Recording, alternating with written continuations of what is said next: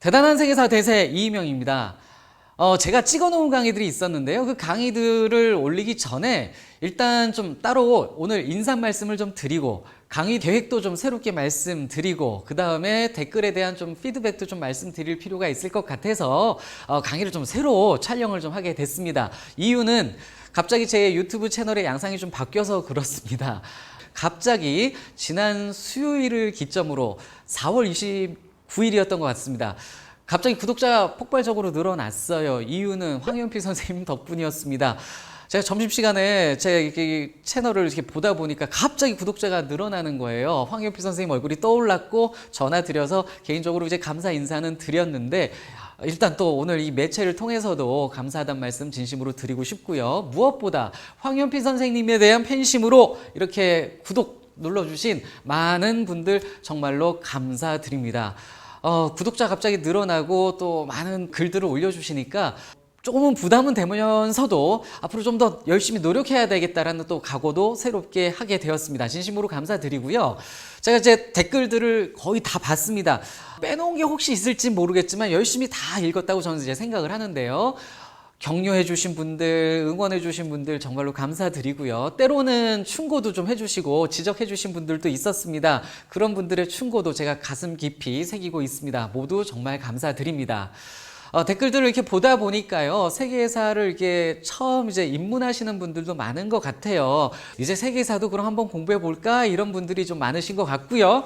때로는 또 많은 또 내공을 이미 갖추고 계신 분들도 있더라고요. 근데 이제 황현필 선생님께서는 이제 세계사 처음 시작하시는 분들이 많으니까 좀 쉽게 갔으면 좋겠다라는 이제 조언을 좀 해주기는 했는데 보니까 뭐 이제 시작하시는 분들도 많고 이미 내공이 있는 분들도 많아서 좀 이렇게 난이도 잡기가 조금 어렵더라고요. 일단 저는 그래서 뭐 쉬운 강의도 좀 하고 또 깊이 들어가는 강의도 같이 진행을 해드리려고 합니다. 재생 목록을 보시면 아시겠지만은 동양사와 서양사가 이게 편성이 돼 있고요. 저는 이제 고대부터 순서대로 차근차근 좀 진도를 밟아가려고 합니다. 동양사 같은 경우는 지금 중국사부터 시작을 했지만 나중에는 이제 일본사도 다뤄드릴 계획이고요. 그런데 제가 채널을 시작할 때 많은 분들이 이제 주변에서 훈수를 좀 주셨습니다. 이런 강의도 해봐라, 저런 강의도 해봐라 하면서 그런 바람에 제가 뭐 엘클라시코 또는 뭐 히틀러의 연인 등 좀 이렇게 가십성 있는 그런 격가지 이야기들도 해드렸어요. 그래서 동양사, 서양사를 제 순서대로 나아가지만 그러다 보면 조금 이제 지겨울 수도 있으니까 중간중간 세계사 격가지 이야기들도 곁들여서 말씀을 드리려고 합니다.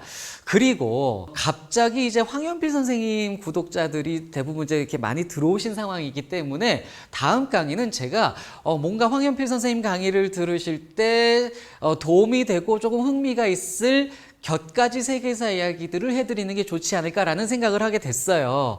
그래서 이제 황현필 선생님 제가 채널 이제 강의를 좀 보다 보니 요즘 임진왜란을 하고 계시더라고요. 그래서 임진왜란으로부터 제 가지를 세계사 쪽으로 좀 쳐서 설명을 드려야겠다라고 생각을 했어요. 그래서 처음 떠오른 거는 도요토미 히데요시였는데 이미 황현필 선생님께서 임진왜란 설명 중에 도요토미 히데요시를 설명을 좀 잘 해주고 계시더라고요.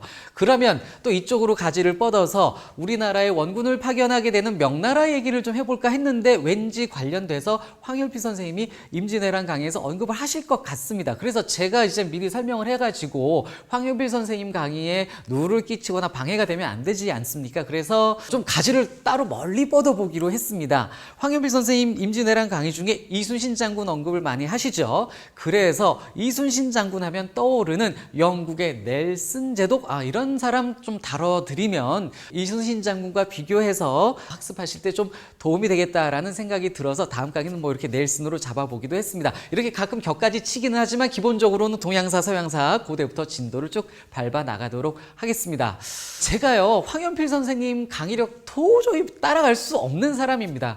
너무 잘하시잖아요. 황현필 선생님 강의 흉내도 못 냅니다. 제가 그나마 뭐 그냥 비슷하게 따라하고 있는 건 이 전자칠판 뿐이에요. 하지만 제가 이제 갖고 있는 역량 안에서 최대한 노력해서 여러분들에게 재미있고 유익한 그런 세계사 강의들 제공해 드리겠다고 약속을 드리고 싶습니다. 자, 그 다음에 제가 마지막으로 좀 이렇게 간단하게 댓글에 대한 좀 피드백 잠깐만 하나 해드릴게요. 레알 마드리드 얘기를 좀 해드리고 싶은데요. 엘 클라시코 설명 과정에서 FC 바르셀로나 그다음에 그 독재자 프랑코 중심으로 좀 설명을 하다 보니까 레알 마드리드 입장에 어떤 변이 좀 안 들어갔어요. 그날 제가 강의 촬영하고 나서 레알 마드리드 입장에서 좀 얘기를 했어야 되는데라는 아쉬움은 있었는데 시간이 없어서 제가 이제 나가버리는 바람에 촬영을 따로 못했어요. 그러다 보니 이제 댓글에 좀 레알 마드리드 팬들의 그 아쉬움이 좀 담긴 글들이 올라오더라고요. 예, 맞습니다. 레알 마드리드 입장에서 좀 잠깐만 제가 이 피드백을 좀 해드리면은 프랑코의 비호를 받고 또 프랑코가 FC 바르셀로나 억압하는 과정에서 반사 이익을 레알 마드리드가 얻은 건 사실입니다.